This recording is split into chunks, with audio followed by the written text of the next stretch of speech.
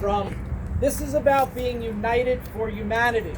Because right now we're seeing more and more problems in society.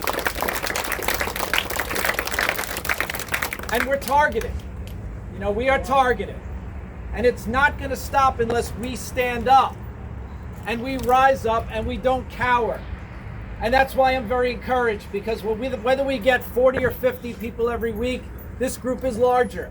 And I expect it'll get larger after this. Once you spread the word and you put it up on social media that you're doing something about this. When you see something, call it out. Don't stand back and ever expect that it's going to go away on its own, because it's not ever going to go away on its own.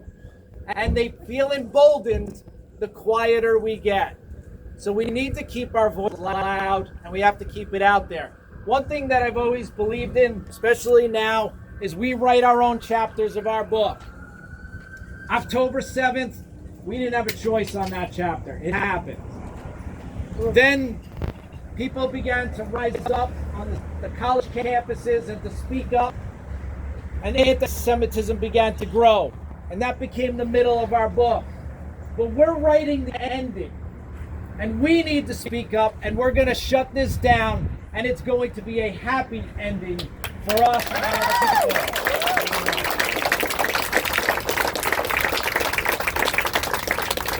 So with that, I'm going to turn over the floor to Nick Lalota. Good morning, great to be with you. I like the analogy of we're writing our own book here. Unfortunately, the beginning of this book started a couple of decades ago when a lot of our schools and universities got infiltrated by anti-Semitic ideas, professors who think that somehow we're wrong on this issue. I'm happy to be part of a group of Jew and non-Jew, Democrat, Republicans, Independent here, gathered in unity to say that we're not going to tolerate the anti-Semitism. And Hindus, don't forget Hindus. God bless. Dominicans. We're all here. Yes. And I'm happy that we're all here to show the world, and specifically Long Island, that we stand in solidarity against anti-Semitism. And we're going to bring our hostages home. And we're going to walk down the street later on, and we're going to exercise that. We're going to post it on social media, and we're going to continue to tell the world that we are together on this, regardless of what our backgrounds are. But I would suggest to you this, and yes, post that on social media and be loud about that. But I would suggest to you that's not enough. That we need folks in state capitals like Albany and in a capital like Washington, where I serve, to do more. That we need to ensure that we get to the root of the problem. And part of the root of the problem is in our colleges and universities.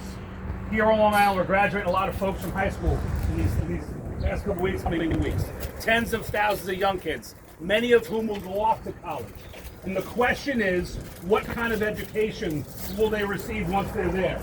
Will they have a biased anti-Israel education professed in their textbooks and by their professors? Or will they show the world for what it is that the Jewish people have fought a very hard life for centuries and are fighting a very hard life right now and need our support?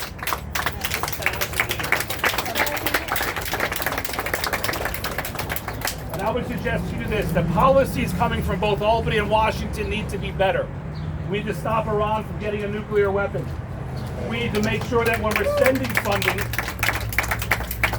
sending funding to schools and universities, it's conditioned on non-bias. That if those universities are promoting the anti-Semitism that is plaguing those campuses, they ought not to get our federal dollars.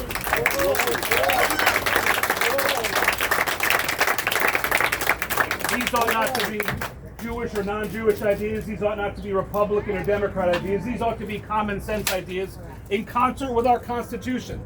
The First Amendment guarantees our free exercise of our religion.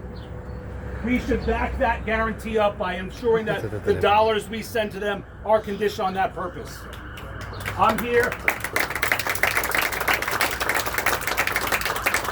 and I'm all in. Short of converting to Judaism, I am all in. I'm ensuring that I have your back in Washington. I'm happy that some of my elected official friends are here. Steve Stern, the Kennedys, Town of Huntington is here. We are united. And we have solidarity to ensure that we're going to push back every time we're going to be loud on our social media, we're going to be loud in the press, but most importantly, we're going to be loud with our voting cards. God bless you. Thank you.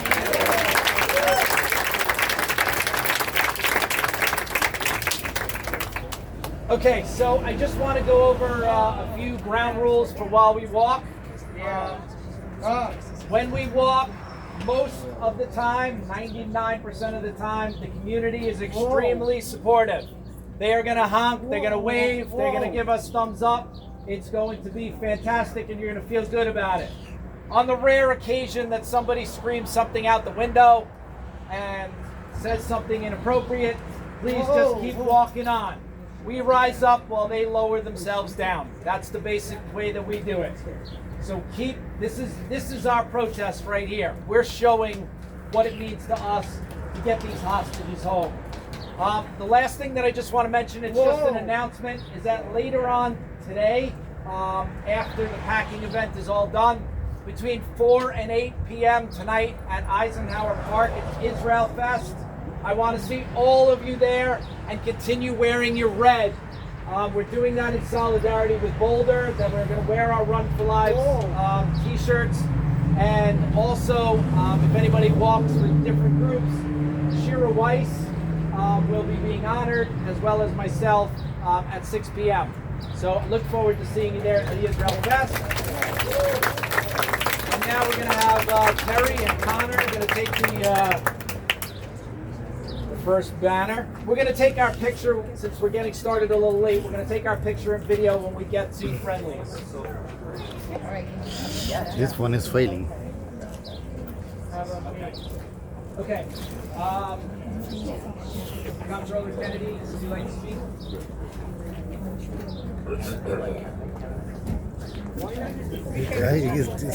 You know technology. What is System isn't I want responding. to just Wait, click on say, wait. first of all, this? Guys, keep doing it. following Congressman Lalona is always a tough job. But nevertheless, everything that he's talked about, we embrace and wholeheartedly believe. You know, he talked about something most important: to be proactive, to speak out, to not stand quietly, to not allow a comment or a slur or anything else to go without being confronted, without being addressed, and without being done and set aside with. There is no place for any kind of discrimination here in Suffolk County, especially anti-Semitism. We will not tolerate it. As a matter of fact, our county executive has spoken out, and we have our Jewish advisory panel that does great work, and we continue to convene to go ahead and embrace all of the ethnicities here in Suffolk County. We are better with the inclusion of every race, every walk of life, our Hindu friends, all of them. Nobody, anybody, ever should tolerate racism, anti-Semitism, or anything negative here whatsoever.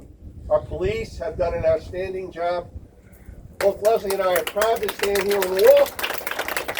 Let's continue it on, and we will be with you until the hostages are released. Thank you. All right, one last item that I forgot. I'd be remiss if I didn't ask anybody who is a clergy, if you could just please come up and get recognition for being here with us today.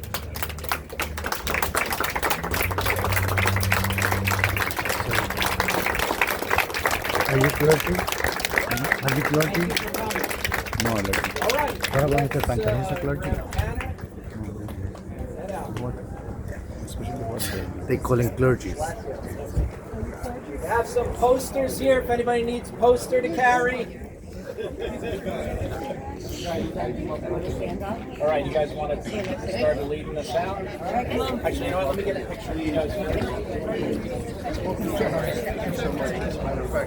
We've been to the BAP Center many times. As a matter of fact, last summer we were at the picnic over in Blankenburg, as a matter of fact. So the Hindu Advisory Board, I guess you must be well,